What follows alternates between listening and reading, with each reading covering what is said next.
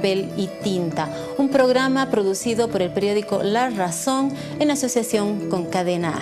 Esta noche tenemos 3 invitadas especiales porque queremos abordar un tema que precisamente el periódico puso en agenda esta semana a propósito de la celebración del Día de la Madre. Porque si bien el 27 de mayo es una fecha para celebrar, en La Razón consideramos que también es una fecha para reflexionar acerca de una problemática que está afectando a nuestros niños, adolescentes y jóvenes. Para hablar del embarazo en adolescentes, en esta oportunidad hemos invitado... Tengo aquí a mi derecha a Celia Taborga, representante adjunta del Fondo de Población de las Naciones Unidas. Celia, muchísimas gracias por acompañarnos. Gracias a ti, Patricia.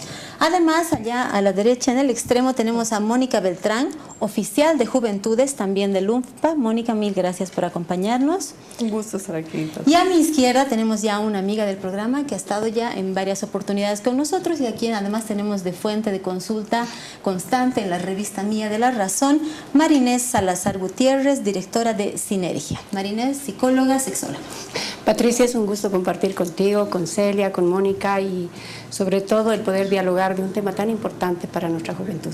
Así es. Antes de comenzar a analizar la problemática, quiero compartir con ustedes algunas cifras que hemos publicado en el diario La Razón este lunes 27 de mayo, precisamente acerca de los registros de embarazos en adolescentes.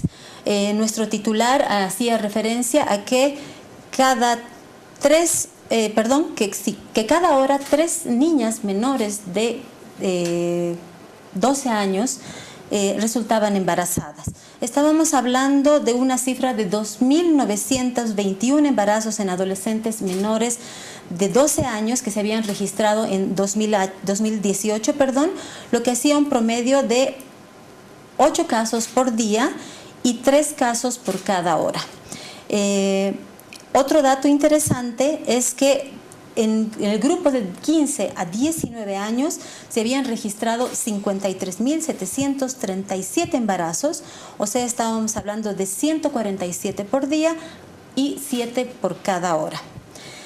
Celia, es casi inconcebible pensar en hablar de que una niña menor de 12 años esté viviendo su sexualidad a esa edad. Lo que hace suponer en el análisis que ustedes han realizado acerca de estos datos que nos han proporcionado es que estamos hablando de embarazos fruto de violaciones o de uniones forzosas. ¿Estamos en lo correcto? Es muy preocupante el tema del embarazo en la infancia.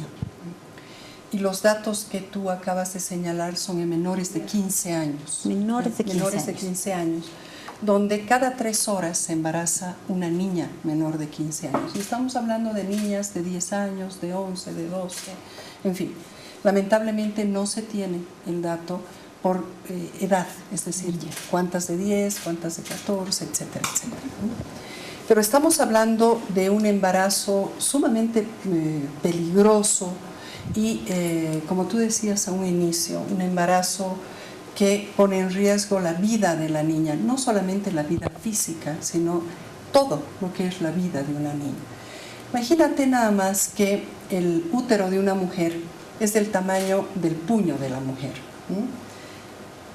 ¿Qué tamaño tiene la manito, el puño de una niña de 10 años, de 11 años, como para poder albergar dentro de su útero, ¿cierto?, en ese tamañito mínimo a una niña, a otro bebé? Realmente estamos hablando de niñas que están sin ninguna condición, con cuerpos de niñas, ¿cierto?, siendo embarazadas o embarazándose. En general, por lo general, estas maternidades son maternidades forzadas, son maternidades producto de embarazos forzados, ya sea porque están en uniones tempranas o ya sea porque son productos de violación. Son pocas los casos de embarazos de menores de 15 años que son producto de relaciones consentidas, en fin. Y creo que no cabe hacer ningún juicio de valor al respecto. Lo que importa acá es lo que podamos hacer como país, como Estado, como sociedad civil, como cooperación, como los medios de comunicación, en fin, para prevenir Por un lado, los embarazos en la adolescencia, en la infancia, pero también todo lo que es la violencia contra las mujeres, contra las niñas, la violencia sexual que sufren estas niñas y que como producto se tiene un embarazo de este tipo.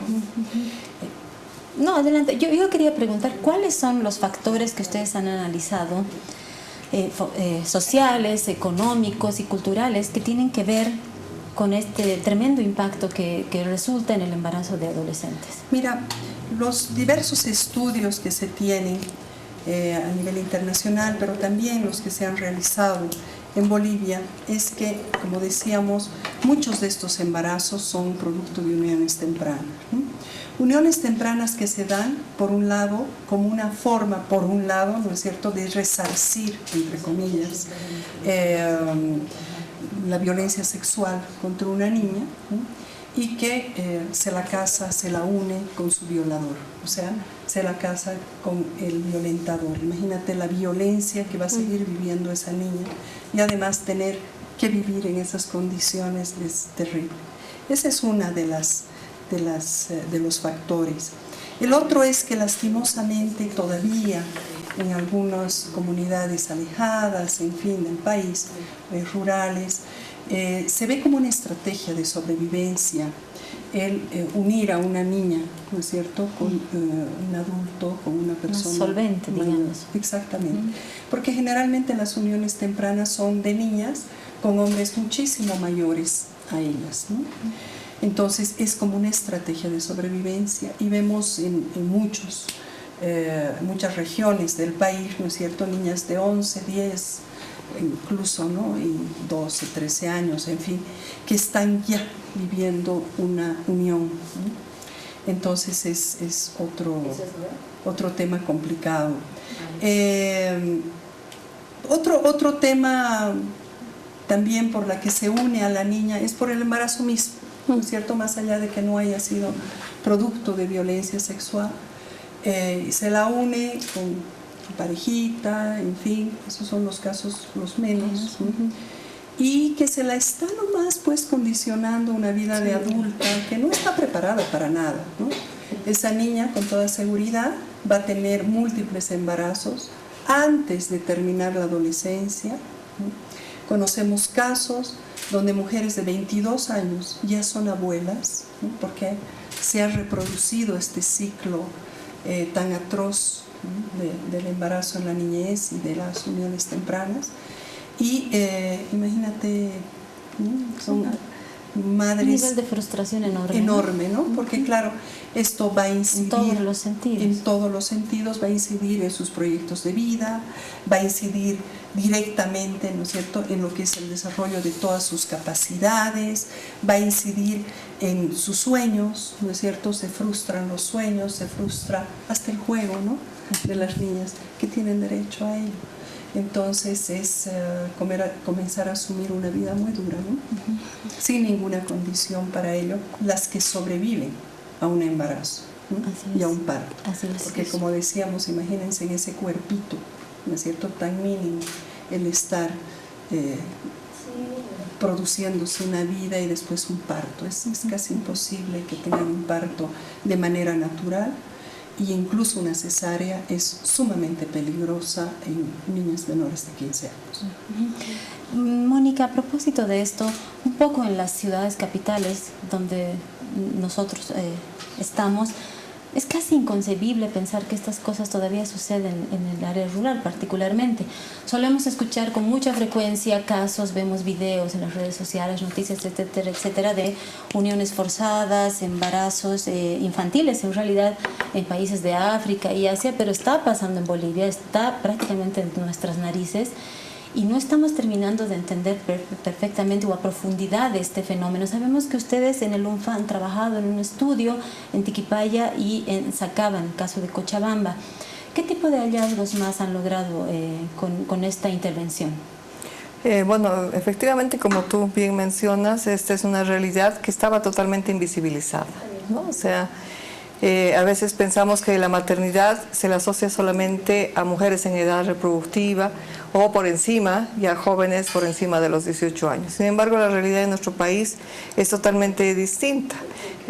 Hay esta situación de embarazos en niñas a partir de los 10 años, que como decía Celia, son producto de estos factores que ella ha mencionado, y en la investigación que hemos encontrado en Cochabamba corrobora en realidad estos factores asociados a las uniones tempranas, ¿no?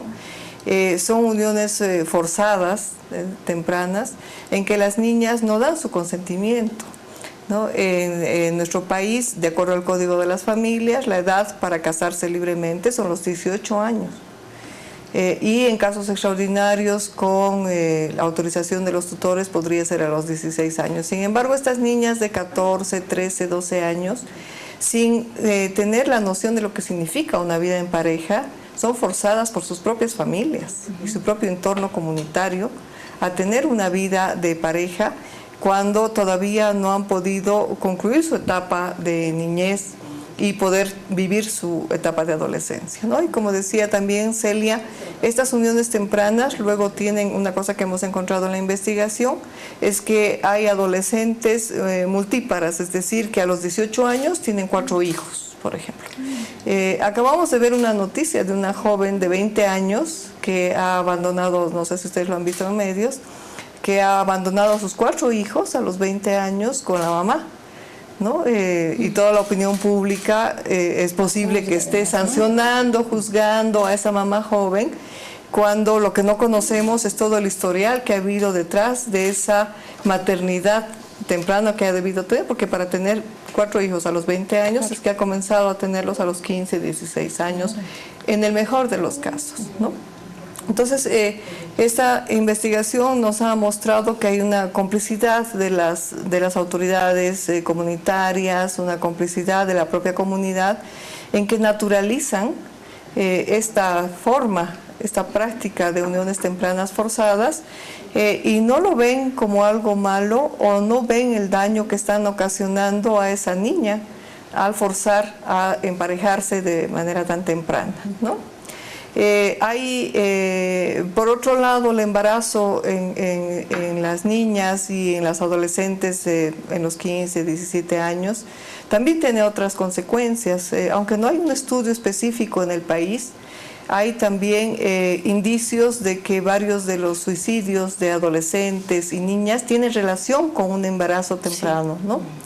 Eso es terrible, y el estado de depresión, que seguramente Marinés podrá comentarnos más, el estado de depresión el que conlleva un embarazo no deseado en un momento de la vida en que todavía se está en desarrollo.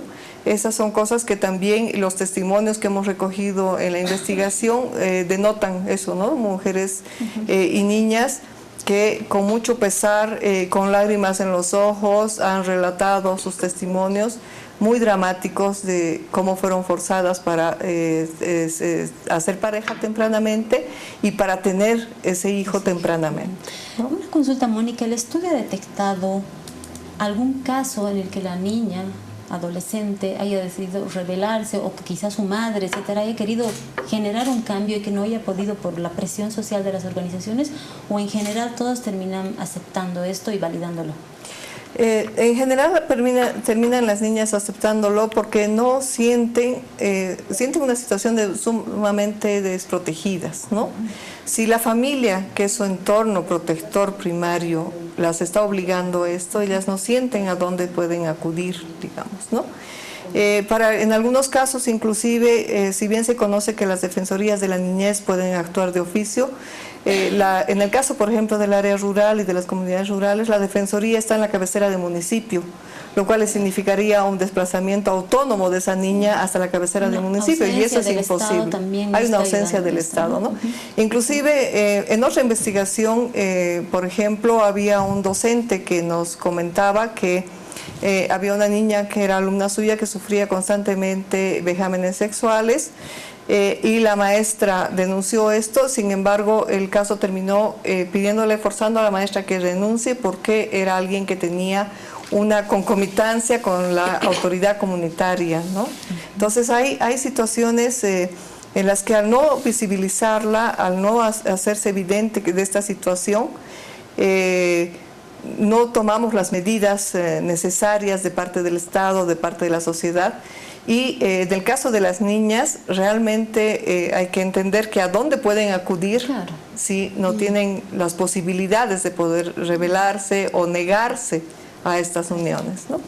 María Inés, a propósito de lo que conversábamos hace segundos nada más, ¿cuáles son las consecuencias psicológicas y físicas para una niña que se ve obligada a convertirse en madre?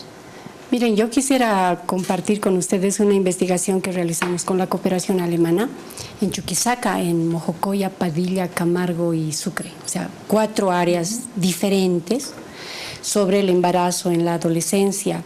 Y sí, hemos preguntado a la comunidad, desde chicos de 12 a 14, chicos y chicas de 15 a 18, de 18 a 25, padres, madres, educadores, médicos, o sea, toda la población, autoridades. ¿Qué creen? ¿Qué creen que genera que haya un embarazo en la adolescencia? La primera causa que han identificado es algo que todos y todas sabemos. Abandono afectivo del mundo adulto a estos chicos y a estas chicas. Un mundo adulto que no está brindando el afecto necesario como para guiarles, acompañarles en sus vidas y en sus decisiones. Abandono económico del mundo adulto. Paradójicamente en las ciudades se les abandona a los chicos con plata, pero no se les guía. Y en las áreas rurales se les abandona por plata, por ir a buscar plata, ¿no? Y esto va a repercutir también en sus decisiones. Y abandono educativo del mundo adulto. Profesores y profesoras que no se animan a hablar de sexualidad, que tienen miedo a hablar de sexualidad, tal vez porque no manejan la suya propia, pero que terminan diciendo, lo que pasa es que si yo trabajo con ellos me van a denunciar, la comunidad me va a denunciar, y entonces terminan haciendo las leyes de protección, de desprotección. Entonces tenemos en primera instancia esto. Se identifica en segunda instancia y a consecuencia de la primera, la conformación de parejas tempranas. Parejas además con una característica machista donde las jóvenes asumen que esta pareja las va a proteger. Tenemos testimonios de chicas que dicen, aunque me trata mal o me pega, le importo. Pero también el machismo de parte de los varones que asumen que estas chicas ya son su propiedad. Y entonces, a raíz de estas parejas violentas vienen estas parejas precoces, vienen más y más embarazos, ¿no? Una tercera causa que identifica a toda la población, aunque no lo llaman así, es la hipersexualización. La gente dice, los medios de comunicación, la tecnología, invita tanto a los chicos, a las chicas, a tener relaciones sin planificación, sin cuidado, que también se considera una causa. Y luego aparece un mal manejo de la información que llega sobre métodos de anticoncepción. Los chicos y las chicas conocen, saben que hay métodos, pero no los hacen propios, ¿no? Entonces, y luego aparecen espacios médicos de salud que no los apoyan tampoco, no les brindan la información. Entonces, todo esto aparece como causa para un embarazo en la adolescencia. Y un embarazo en la adolescencia no es otra cosa que un síntoma social, entonces, de todo lo que estamos haciendo y dejando de hacer. Como consecuencias, desde los más chiquititos hasta las autoridades, identifican abortos clandestinos como primera consecuencia. Situaciones en las que las chicas van a lugares que lastiman sus cuerpos, que arriesgan sus vidas, que las ponen en una situación de indefensión terrible. Otra consecuencia ya tiene que ver con el hecho de seguir en una relación que lastima sus vidas afectivamente y que esta relación va a generar nuevos embarazos. Son consecuencias muy duras que todos y todas sabemos. Esta investigación las ha puesto ahí científicamente, pero todo esto sabemos, solo que parece que no queremos mirarlo. Así es. En minutos, bueno, en segundos, en realidad nos vamos a ir a un corte en el programa y precisamente este es el tema del que vamos a conversar. ¿Qué está pasando? ¿Por qué las autoridades, por qué la sociedad no reacciona y toma acción ante esto? Pero además quiero que nuestras invitadas nos ayuden a entender qué sucede con ciertas regiones como Santa Cruz, como Beni, como Cochabamba, que presentan los mayores índices en embarazo en adolescentes. En segundos nada más volvemos con Piedra, Papel y Tinta.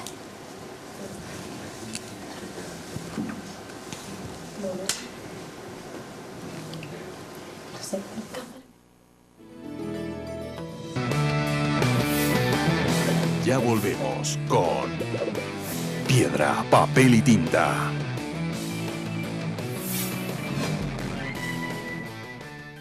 Como trabajador me siento más seguro al saber que mi empresa cumple con todas las normativas del Programa de Seguridad y Salud en el Trabajo. Las empresas públicas y privadas deben ingresar a la plataforma del Programa de Seguridad y Salud en el Trabajo, llenar el formulario de declaración jurada, Ley General de Higiene y Seguridad Ocupacional, y el Ministerio de Trabajo emitirá el certificado digital, eliminando la burocracia. En nuestra empresa nos aseguramos por cumplir con todos los requisitos exigidos por la Ley General de Higiene para dar mayor seguridad al trabajador. El Gobierno de la Revolución protege la vida y la salud de los trabajadores. Ministerio de Trabajo, Empleo y Previsión Social. Y si la receta ya no la hacemos tan saludable, pero sí también sería bueno los invitados, ¿no? Y hay que ver la manera de resumirlo para... ¡Ya sé! ¿Qué? Que cada uno diga una palabra y así completamos el nombre del programa. ¡Buenísimo! Oye, eso me parece perfecto. Me encantó la idea. ¿Y quién empieza? Que empiece... ¡Empezamos, Fabi! Ya, ¿empieza? Sí. Dale, a ver, dale. Su punto. Y ahora, ¿yo qué digo? Me dejaron solo aquí, por Cadena A. En Su Punto, de lunes a viernes a las 10 de la mañana, solo aquí, en Cadena A. Las rutas para la exportación del litio tienen como punto de partida las plantas del Salar de Uyuni. De ahí, los productos parten hacia Yipi y en la población de Río Grande se bifurcan en dos rutas, la del litio y la del potasio. La del litio, para la fabricación de baterías de ion litio, partirá hacia la estación Avaroa, en la frontera oeste de Potosí. Seguirá hasta el puerto de Antofagasta para continuar vía marítima a los mercados de Asia y Norteamérica. La ruta del potasio como fertilizante seguirá por la ciudad de Potosí, Sucre, Santa Cruz, hasta Puerto Quijarro, donde será embarcado rumbo a los mercados de Brasil, Europa, Medio Oriente e India, y paralelamente hacia los mercados de Argentina y Paraguay. Estas rutas, aún preliminares, exportarán los productos resultado de la industrialización de nuestros recursos evaporíticos para beneficio de las regiones productoras.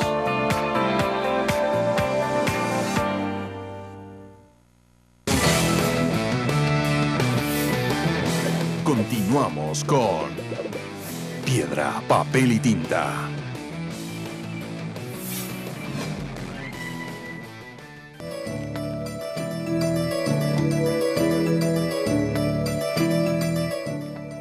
Estamos de regreso en Piedra, Papel y Tinta y como les anticipaba en el anterior bloque, vamos a analizar algunos de los datos que nos ha facilitado el UNFPA en función del Sistema Nacional de Información de Salud.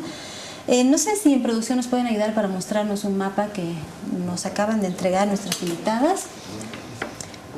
Como les decíamos de inicio, en 2018 se registraron 2.921 embarazos en adolescentes, o sea, niñas menores de 15 años de edad. Y el cuadro, ¿sí nos ayudan o les...? Perfecto, acá ustedes pueden observar que el departamento de Santa Cruz aparece en rojo por el número de embarazos. Estamos hablando de 1.282 niñas menores de 15 años embarazadas, Beni con 443 y Cochabamba con 421. Celia, ¿qué fenómeno explica que en Santa Cruz se registre el mayor número de embarazos en adolescentes? Bueno, antes de responderte esta pregunta, yo quiero resaltar el trabajo realizado por La Razón, que ha puesto sobre el tapete esta problemática, que es una problemática muy seria. Se ha estado hablando mucho en el país en el último tiempo de los embarazos en adolescentes, pero los embarazos infantiles, los embarazos en niñas menores de 15 años, todavía estaban muy tapados. Mónica nos decía que incluso en los registros, en las cifras, etcétera, se invisibiliza lo que sucede con las niñas menores de 15 años, que son embarazos además que van a no solamente tomar la vida de la niña, la salud de la niña, como decíamos, sino que además la va a dejar al margen, por ejemplo, ¿no es cierto?, de sus oportunidades educativas, que la va a poner en una situación de vivir mayor violencia, que le va a significar otros embarazos infantiles y embarazos forzados, que le va a significar dejar sus sueños, etc. Entonces, realmente es sumamente importante que se visibilice, que se destaque, que se vea qué está pasando con las menores de 15 años. Y al respecto, lamentablemente todavía no existen muchas investigaciones, algunas nos ha mencionado Marinés, otras ha mencionado Mónica, hay algunas otras más en el país, pero todavía no hay investigaciones a profundidad que nos den el panorama completo de lo que está sucediendo y cuáles son, ¿no es cierto?, las diferencias de una región a otra, ¿no? y las razones de una diferencia de una razón a otra. Sí, sabemos que según la región hay un inicio de la vida sexual, ¿no es cierto?, distinta, o sea, por edades distintas, pero cuando los embarazos son producto de uniones forzadas o de violencia sexual, ¿no es cierto?, esto no nos responde a esta premisa. Entonces, creemos que debemos mirarlo más a detalle, ¿no? Yo no me animo realmente por cuidado además y por seriedad con el tema a hacer una aseveración de por qué, ¿no? Hay mayores embarazos en una zona que otra. Tenemos hipótesis, ¿no es cierto?, pero hay que corroborarlas. Hay que corroborarlas, Lo importante es que veamos que en todas las regiones hay embarazos de niñas, en todas, y que es inadmisible. Así fuera una niña que se embarazara, es inadmisible. El mapa que tú has mostrado indica cómo en los 9 departamentos del país hay índices, números muy altos. O sea, que cada 3 horas en Bolivia se embarace una niña menor de 15 años es realmente inadmisible. Y es inadmisible, y esto nos tiene que llevar a ver qué políticas, qué acciones, en fin, se tienen que desarrollar para que esto cambie. María Inés hablaba de la importancia de hablar de sexualidad en la escuela, por ejemplo. La educación integral de la sexualidad es fundamental para evitar, ¿no es cierto?, un embarazo en la niñez y en la adolescencia.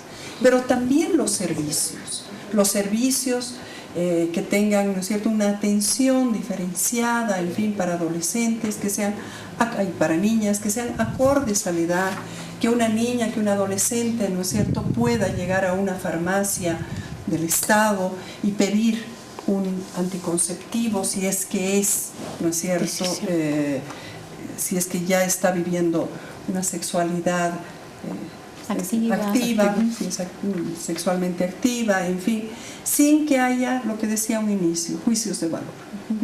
Porque en la medida que hayan juicios de valor, los embarazos no van a disminuir. Nadie va a dejar de tener una relación sexual porque haya un juicio de valor.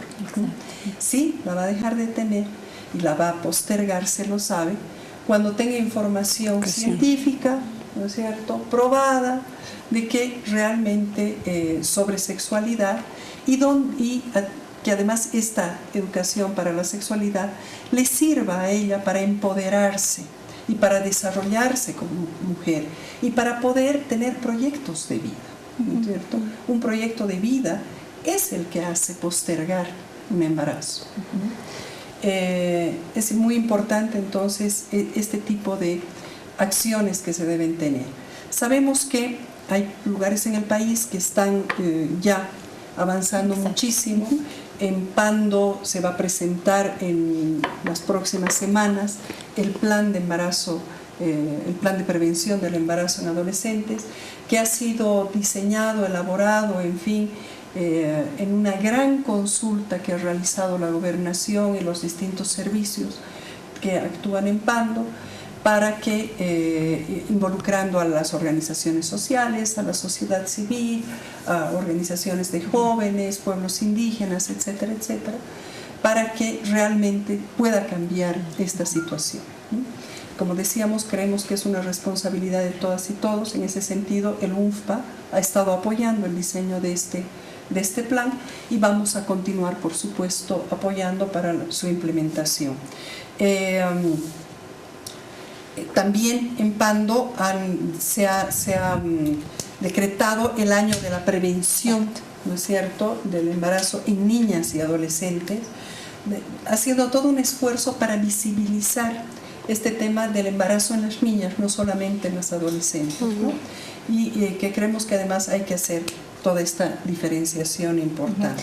De hecho, ahora se habla de maternidad infantil forzada, ¿no? Cuando hablamos de ese grupo. Sí, exactamente.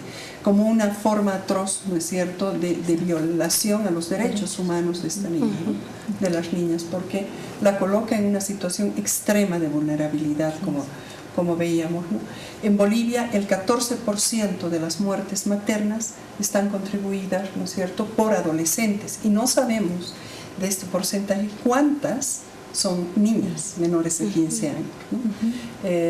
Es muy importante que comencemos a hablar de las mujeres, de las niñas en todo su ciclo de vida, más que en mujeres en edad fértil, porque esto nos limita y nos deja al margen a muchas, a esta gran número de población, claro, y invisibiliza además, ¿no es cierto?, esta problemática que es tan complicada y tan compleja. De hecho, 1/3 de la población de Bolivia tiene entre 0 y 14 años. Exactamente. Es enorme el grupo poblacional del que estamos hablando. Sabes, yo sí me animaría a decir y afirmar que los embarazos en la adolescencia, sobre todo entre los 12 y los 14 años, responden a violencias sexuales. Sí, sí.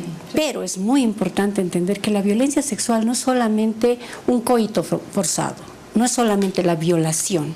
Violencia sexual tiene que ver cuando como adultos nosotros no somos capaces de enseñar y guiar a los chicos y chicas a través de una educación para la sexualidad integral. Eso también se llama violencia sexual. Violencia sexual tiene que ver con el hecho de exacerbar el erotismo de un niño, de una niña, y meter esta mirada machista sobre el cuerpo de las mujeres. Hoy en día, el índice de abusos sexuales físicos hacia mujeres se ha disparado tremendamente. ¿Pero por qué todos los hombres se han vuelto locos? No, es una sociedad de consumo que consume el cuerpo de las mujeres y cuanto más jóvenes mejor. Entonces también estos temas tenemos que verlos.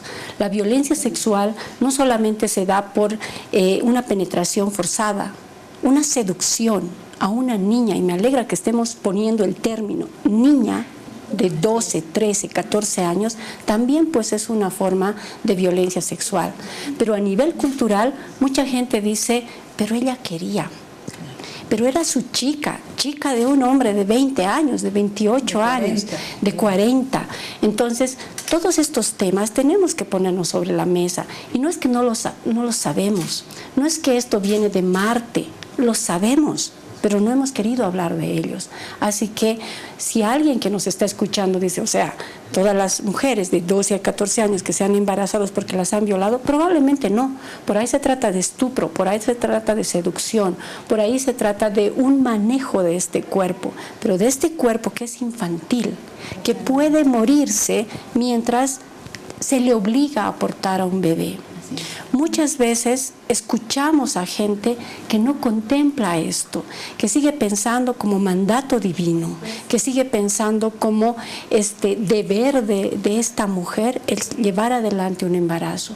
Y no, muchas se están matando, muchas niñas están muriendo por estos embarazos y muchas niñas están siendo entregadas a sus abusadores para acallar lo que en la familia molesta. Tanto Mónica como Marinés hacían notar que en algunos casos en que el maestro, por ejemplo, en la escuela intentó intervenir, esto terminó como en un castigo con el maestro al despedirlo, etcétera, etcétera. ¿Cómo debería enfocarse una política de Estado para que el conjunto de los docentes, los maestros, etcétera, etcétera, acepten también esto, porque hay una contaminación muy fuerte del machismo efectivamente en toda la población? ¿Cómo se debería tratar esto a nivel académico, Marinés? A ver, nosotros... es un proceso larguísimo, ¿no? Sí, pero tenemos que tener clarísimo que la sexualidad no solo tiene que ver con nuestros genitales. Porque mientras nosotros pensemos sexualidad solo como coito, vamos a pensar que cada vez que se quiere hacer educación para la sexualidad es un impulso a la coitalidad de los niños y las niñas, cuando en realidad no. Una educación para la sexualidad implica que los maestros, maestras, padres, madres, sepamos que nuestra sexualidad tiene etapas de la vida que tienen que ser bien desarrolladas y bien profundizadas. Implica que nosotros como maestras y maestros sepamos que la sexualidad es parte de nuestra vida.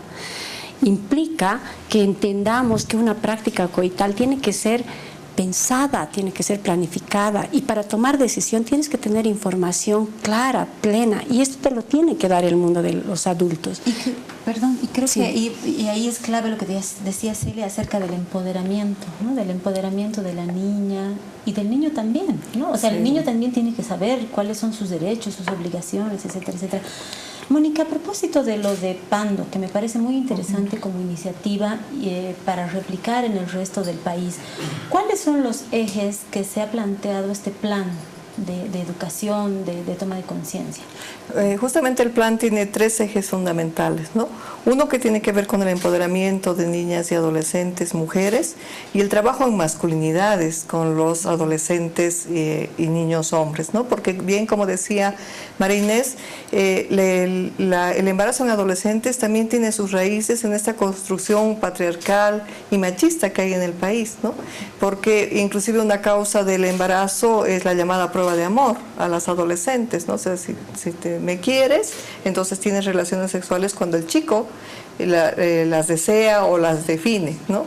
Entonces, este es uno de los ejes del plan departamental. El otro eje es el fortalecimiento de la respuesta de las instituciones que tienen que dar respuesta a la prevención y reducción del embarazo en adolescentes, ¿no? Llámese sector salud, justamente educación, donde haya la formación de docentes, la mejora de los servicios de salud sexual y reproductiva, el acceso efectivo a métodos anticonceptivos de parte de los adolescentes, todo lo que significa también la sanción a la violencia sexual, el efectivo cumplimiento de la sentencia constitucional 206, que tiene que ver con la interrupción legal del embarazo en caso de violaciones, porque esa es una alternativa para evitar una maternidad forzada, ¿no?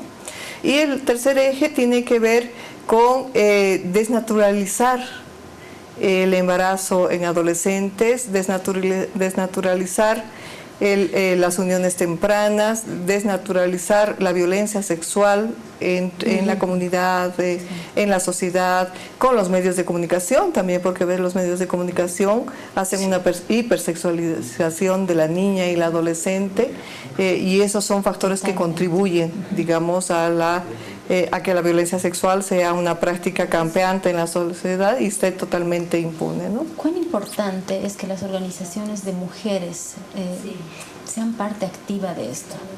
Sumamente importante. En el caso del plan, por ejemplo, de Pando, el plan se ha construido con organizaciones indígenas, con la Federación de Campesinos, con organizaciones de mujeres, y estas organizaciones tienen un rol fundamental en poder ayudar en la desnaturalización, por ejemplo, ¿no? En la exigibilidad de la sanción, en el control social de que las normas se cumplan, ¿no? Entonces, en trabajar con otros padres de familia para también desmistificar sobre la sexualidad de los adolescentes, porque a veces se piensa que cuando no se habla de sexualidad estamos evitando, porque como dice María Inés, se tiene ese mito de que hablar de sexualidad es impulsar a que haya una iniciación sexual temprana, cuando es en realidad el efecto es totalmente lo contrario, ¿no? Porque además hablar de educación integral de la sexualidad no solamente nos habla de lo que es nuestra función reproductora, pero también, por ejemplo, de las relaciones amorosas entre chicos, de toda la afectividad, de la igualdad de género. La educación integral de la sexualidad ayuda a desmontar patrones machistas, entonces hace una contribución muy grande a un global de conductas y de patrones que pueden repercutir en la prevención de la violencia sexual, en la prevención del embarazo en adolescentes y en una vida más igualitaria entre hombres y mujeres. Así es. Me indican que tenemos que irnos a un corte, enseguida volvemos para el tercer bloque de Piedra, Papel y Tinta para seguir entendiendo y reflexionando sobre esta problemática.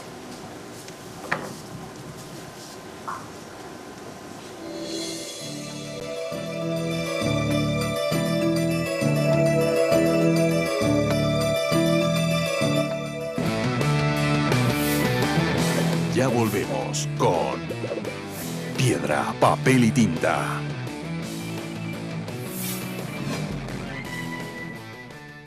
Como trabajador me siento más seguro al saber que mi empresa cumple con todas las normativas del Programa de Seguridad y Salud en el Trabajo.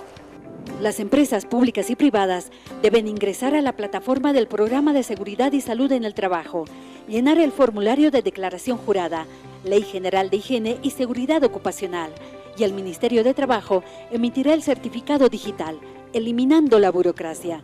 En nuestra empresa nos aseguramos por cumplir con todos los requisitos exigidos por la Ley General de Higiene para dar mayor seguridad al trabajador. El Gobierno de la Revolución protege la vida y la salud de los trabajadores. Ministerio de Trabajo, Empleo y Previsión Social.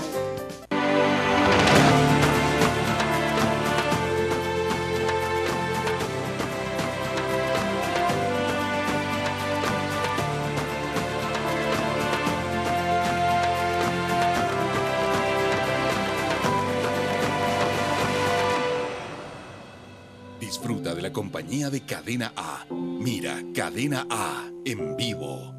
Descarga gratis nuestra aplicación móvil desde Google Play o App Store. Cadena A está donde estás. Las rutas para la exportación del litio tienen como punto de partida las plantas del Salar de Uyuni. De ahí, los productos parten hacia Yipi y en la población de Río Grande se bifurcan en dos rutas, la del litio y la del potasio. La del litio, para la fabricación de baterías de ion litio, partirá hacia la estación Avaroa, en la frontera oeste de Potosí. Seguirá hasta el puerto de Antofagasta para continuar vía marítima a los mercados de Asia y Norteamérica. La ruta del potasio, como fertilizante, seguirá por la ciudad de Potosí, Sucre, Santa Cruz, hasta Puerto Quijarro, donde será embarcado rumbo a los mercados de Brasil, Europa, Medio Oriente e India, y paralelamente hacia los mercados de Argentina y Paraguay. Estas rutas, aún preliminares, exportarán los productos resultado de la industrialización de nuestros recursos evaporíticos para beneficio de las regiones productoras.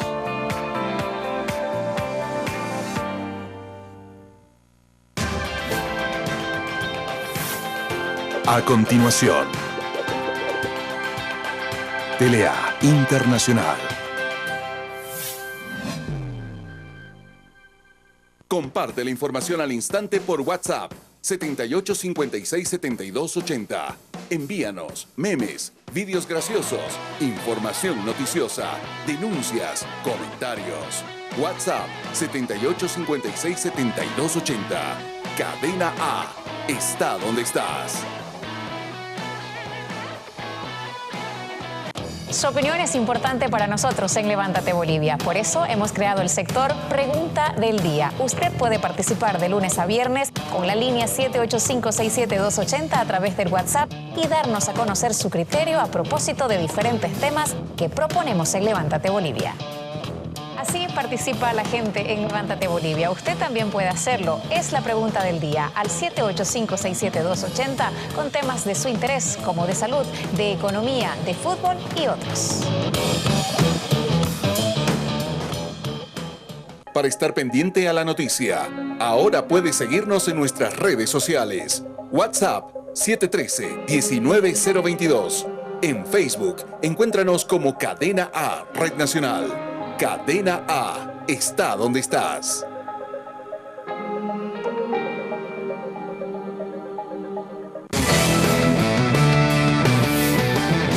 Continuamos con Piedra, Papel y Tinta.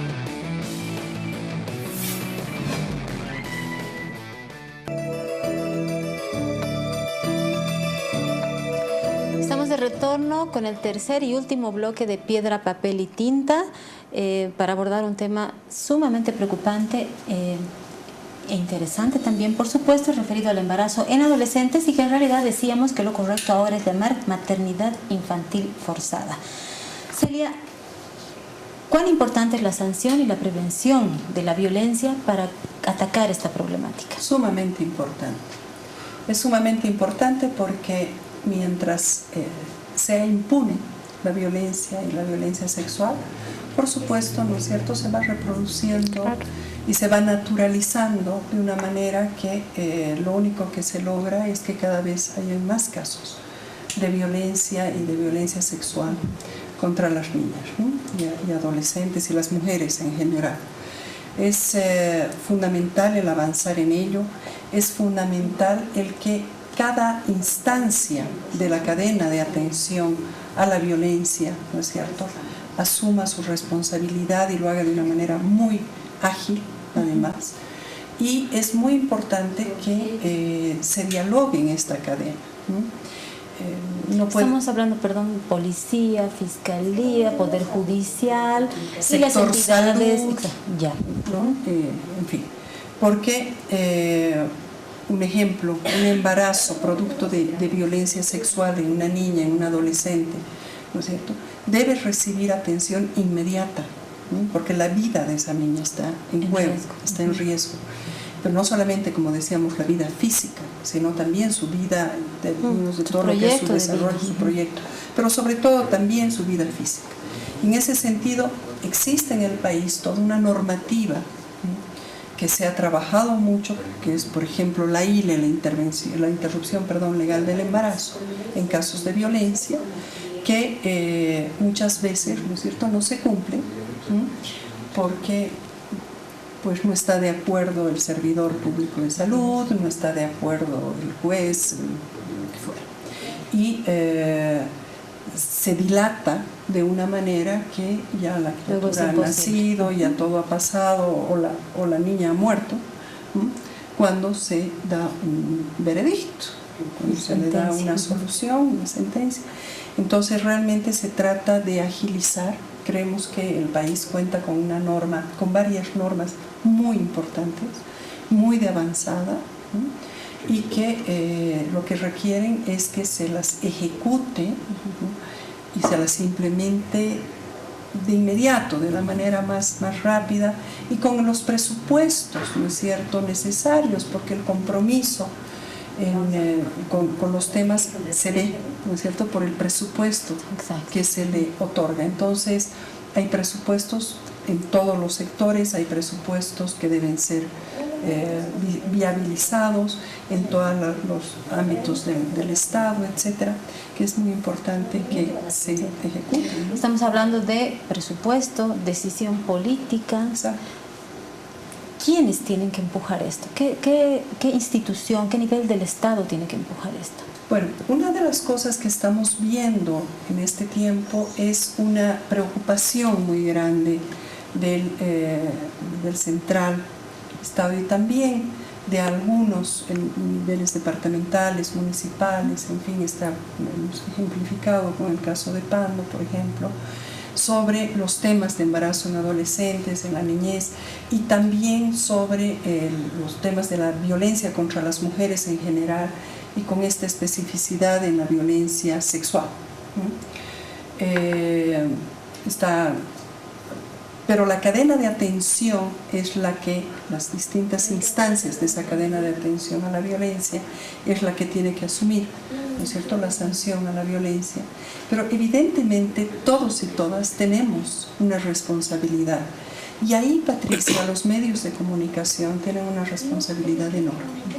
En la medida en que se difunda como una nota amarillista, ¿no es cierto?, que se ha asesinado a una mujer, que se ha violado a una niña, etcétera, y se lo maneje con este morbo amarillista, ¿no es cierto?, se está haciendo un daño tremendo, ¿no es cierto? Se está contribuyendo realmente a naturalizar, ¿no?, la violencia, a naturalizar el machismo, a naturalizar el uso del cuerpo de la mujer, a ser forzada, etcétera, etcétera. Entonces es sumamente importante que los medios de comunicación tomen la noticia con mucha seriedad y mostrando la violación que esto implica a los derechos humanos y cómo esto debe ser sancionado. Creemos que además los medios tienen un rol de exigibilidad también, como la tienen las organizaciones de mujeres, las organizaciones de la sociedad civil en general, y los medios tienen todas las posibilidades además para hacerlo, de exigibilidad para que realmente, ¿no es cierto?, no queden impunes, ¿no?, ni los casos de violencia en general, ni el embarazo forzado, ni las uniones forzadas, etcétera, porque en la medida que esto continúe, como decíamos, pues todo está naturalizado y cada vez lo único que estamos viendo es que las cifras se incrementan y la impunidad permanece. Sabemos que hay avances importantes, el fiscal general tiene un compromiso, lo ha mencionado en muchos, ¿no?, lo ha hecho público, la ministra de Salud lo ha hecho público, su enorme compromiso con el tema del embarazo de adolescentes, en fin, muchas autoridades, varias autoridades, el propio presidente ha mostrado su preocupación sobre el tema del embarazo, pero ahora se trata de que las políticas públicas se pongan en práctica, ¿no?, y de que las políticas públicas tengan resultados, ¿no? Así es. De hecho, este es no es correcto llamarlo fenómeno, esta es una problemática que afecta al desarrollo del conjunto del país, porque hablamos siempre de un desarrollo sostenible, ¿no es cierto?, económico, social, etcétera, etcétera. Mónica, ¿cuánto afecta esto, por ejemplo, en el estudio que ustedes han hecho, a un núcleo familiar? Una niña embarazada, ¿qué aspectos, qué choque, qué problemas genera? Porque creo que es importante mirar el problema en chiquito para ver cómo se reproduce en miles de casos. Sí, indudablemente hay este primer entorno de la niña que está embarazada, tiene muchos efectos en el núcleo familiar, ¿no? Tiene que ver, por ejemplo, con la pobreza, porque en muchos casos, en algunos casos, estas niñas embarazadas son solteras y no, digamos, el padre ha oído o es desconocido porque es producto de una violación, y hay un producto que es un bebé y tiene una afectación económica a la familia, porque además estas situaciones se dan en las familias más pobres, ¿no? Se da realmente en la población más pobre del país, en el quintil más pobre, ¿no? Por otro lado, tiene una afectación del tema afectivo en la familia, porque siempre la están como culpabilizando a la niña, ¿no? Y hay como una serie de castigo afectivo, digamos, emocional, constante a la niña. Hemos visto en los estudios, por ejemplo, que a veces la niña es retirada de la escuela porque tiene que atender al bebé y entonces se le carga la atención exclusiva de los hermanos menores además, ¿no? Porque ya que va a quedar en la casa, entonces que atienda toda la casa, digamos, ¿no? Entonces, y genera un clima poco cordial, digamos, entre la familia y la niña, ¿no? Tiene connotaciones también sociales, porque a veces por eso las familias, como decíamos, las fuerzan a hacer pareja con el padre, ya sea mucho mayor o el violador, o así sea una pareja adolescente, por ejemplo, que no tenían planificado hacer pareja o construir un proyecto de vida conjunto, y la familia, por vergüenza social, la obliga a emparejarse, ¿no? Entonces tiene muchos efectos en el propio entorno familiar, y muchas niñas sienten que realmente su vida ha terminado con la maternidad forzada, ¿no? O sea, realmente no hay salida, y quedan el testimonio de varias de las entrevistadas daba cuenta de un abandono afectivo, como decía Marinés, o sea, las chicas se sienten totalmente solas, totalmente abandonadas por el mundo y en una carencia y en una orfandad afectiva muy fuerte, ¿no? Lo que las hace el riesgo de emparejarse con cualquiera, digamos, que crean que puede ser su salvador de ese clima que se genera al haber sido una madre niña o una madre adolescente. Sí, y luego este patrón se reproduce con sus hijos, etcétera, etcétera, etcétera. Antes de que se nos termine el tiempo, porque ya nos queda poquito tiempo, quiero que Marinés nos ayude a entender un fenómeno bastante interesante que yo creo que se manifiesta más en las áreas urbanas. Tenemos grupos de jóvenes y adolescentes informados acerca de la prevención del embarazo, de las enfermedades de transmisión sexual, que conocen además los anticonceptivos, etcétera, etcétera. ¿Por qué no los usan? Bueno, no quiero generalizar, pero ¿por qué la mayoría no los usa, Marinés? Bueno, tú eres comunicadora, sabes que información no es educación, ¿no? Hoy en día tenemos tanta información, tanto bombardeo, pero no la hacemos carne. Y no la hacemos carne porque en nuestro entorno tampoco nos dejan hacerlo.